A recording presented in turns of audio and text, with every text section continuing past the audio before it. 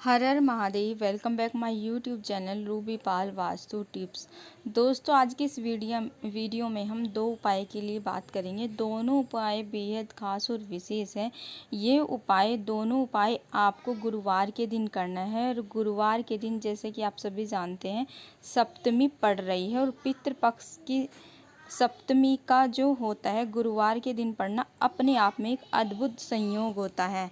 तो इस दिन यदि आप भगवान विष्णु से रिलेटेड या पीली चीज़ों का दान करना, पीली चीज़ों वाला कोई भी उपाय करते हैं तो इस सोने पे सुहागा है कि आपको बहुत ही मनवांछित फल मिलेगा और जो भी आपके जीवन में आर्थिक परेशानी चल रही है वो आपकी दूर होगी। जैसे कि आप सभी जानते हैं 5 अक्टूबर को गुरुवार को सप्तमी तिथि है और ये पितृपक्ष का पहला गुरुवार है और गुरुवार को सप्तमी तिथि का पढ़ना अपने आप में एक अद्भुत संयोग है।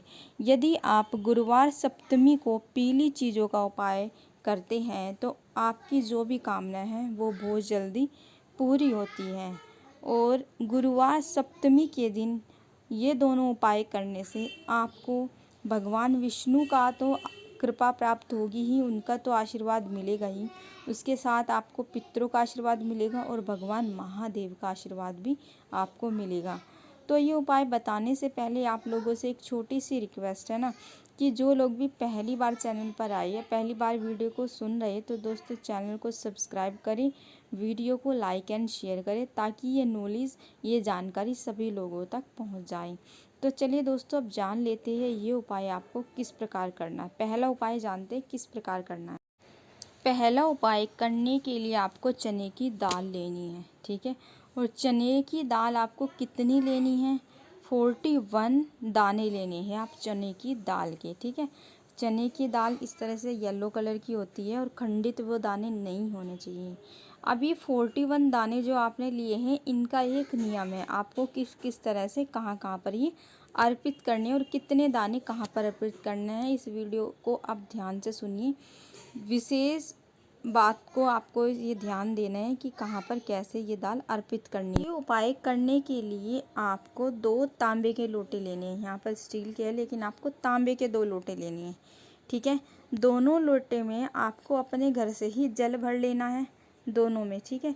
इसके बाद आपको क्या करना है, जो पहले वाला लोटा है 11, पहले वाले लोटे में आपको 11 दाल के दाने डालने हैं और दूसरे वाले लोटे में आपको 21 दाने डालने हैं।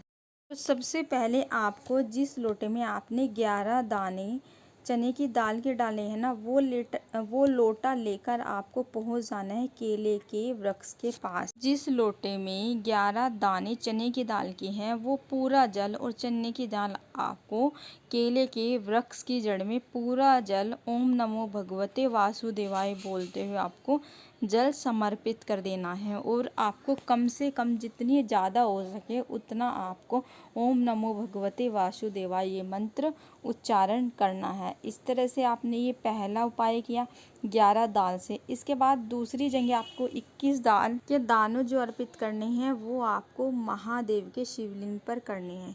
तो जिस लोटे में आपने 21 दाल के दाने डाले हैं वो लोटा लेकर आपको पहुंच जाना है महादेव के शिवलिंग के पास।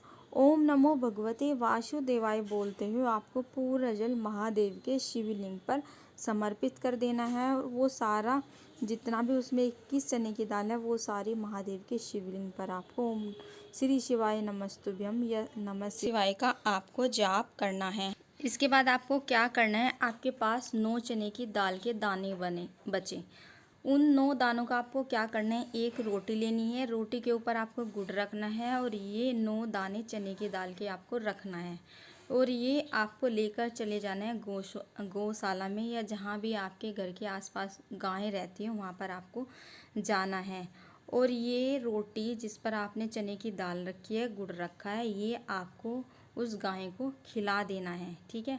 और ये जो उपाय आपको करना है ये उपाय आपको सुबह में ही करना है, सूर्यास्त से पहले पहले ये उपाय आपको करना है। इस तरह से आपको ये उपाय करना है। यदि आप ये उपाय करते हैं पितृपक्ष में तो आपके पितृ बहुत ज़्यादा प्रसन्न होते हैं और आपको पितरों के आशीर्वाद के साथ महादेव की कृपा भी मिलती है, महादेव का आशीर्वाद भी मिलता है।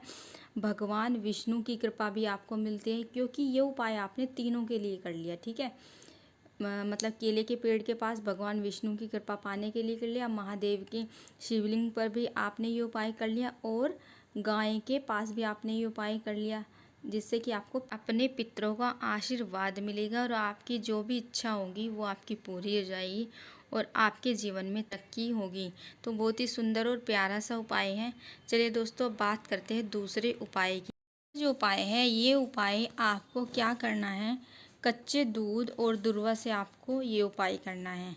और यदि आपको लगता है कि आपके जीवन में आमदनी से ज़्यादा आपके खर्चे हो रहे हैं, तो आपको ये उपाय ज़रूर करना चाहिए। और ये उपाय गुरुवार की सप्तमी के दिन ही ये उपाय किया जाता है। जैसा यदि आपको लगता है कि आप 100 रुपये कमा रहे हैं, लेकिन जो आपका खर्चा है वह 200 या 300 रुपये हैं, ठीक है, मतलब आपको डेली के खर्चे पूरे करने भी आपको बहुत ज़्यादा भारी मुश्किलों का सामना करना पड़ रहा है, तो आपको ये उपाय ज़रूर करना चाहिए। तो ये उपाय आपको किस प्रकार करना है ये जान लेते हैं। ये उपाय करने के लिए आपको कच्चा दूध लेना है। कच्चा दूध मतलब बिना उबला हुआ, ठीक है, जो बिना उबला हुआ। और आपको किसका दूध लेना है, गाय का दूध लेना है, भैंस का दूध आपको नहीं लेना है, गाय का कच्चा दूध आपको लेना है। एक कटोरी में थोड़ा सा दूध लेना है।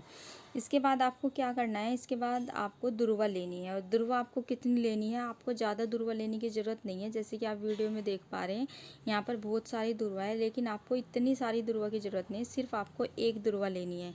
इसके बाद जिस कटोरी में आपने दूध लिया है उसमें ये दूर्वा डाल देना।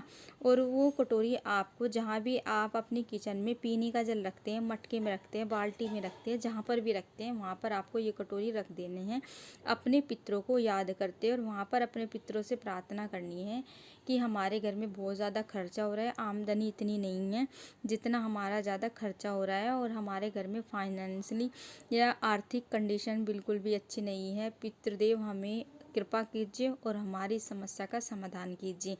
इस तरह से आपको अपने पितरों से प्रार्थना करनी है। अपने शब्दों में जितने भी अच्छे तरीके से कैसे आप प्रार्थना कर सकते हो, उतना अच्छे तरीके से आपको प्रार्थना करनी है।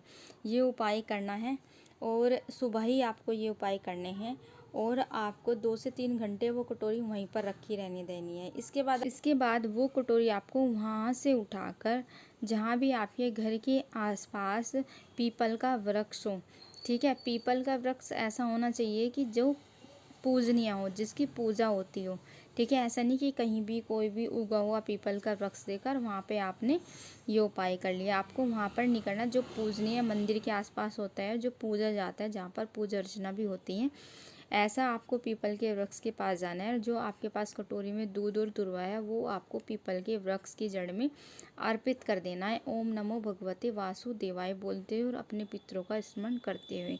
इस तरह से आपके पितरों का आशीर्वाद आपको मिलते हैं, और जो भी आपकी ये दुख परेशानी पैसों को लेकर है, वो सारी आपकी दूर हो जाती है। तो बहुत ही सुंदर सा प्यारे से ये दोनों उपाय हैं। गुरुवार सप्तमी के दिन ये दोनों उपाय आपको करने चाहिए। यदि आप ये दोनों उपाय नहीं कर सकते, तो कम से कम एक उपाय तो आपको अवश्य करना ही चाहिए। यदि आप अपने दुखों से, परेशानियों से, जीवन में आ रही कठिनाइयों से छुटकारा पाना चाहते हो, और चाहते हो कि यदि आपकी कुंडली में पितृदोष है और पितृदोष पितृ आशीर्वाद में बदल जाए, तो ये उपाय पितृपक्ष की सप्तमी तिथि को अवश्य करना चाहिए। बहुत ही सुंदर सरल सा ये उपाय है। आशा करती हूँ मेरे द्वारा बताए गए सुंदर सा प्यारा सा उपाय आप लोगों को काफ़ी अच्छे से समझ में आया होगा। तो दोस्तों, यदि आप चाहते हैं कि रेगुलर आप लोगों को इस तरह के उपाय, इस तरह की जानकारी मिलती रहे, तो चैनल को सब्सक्राइब ज़रूर करें। हर हर महादेव।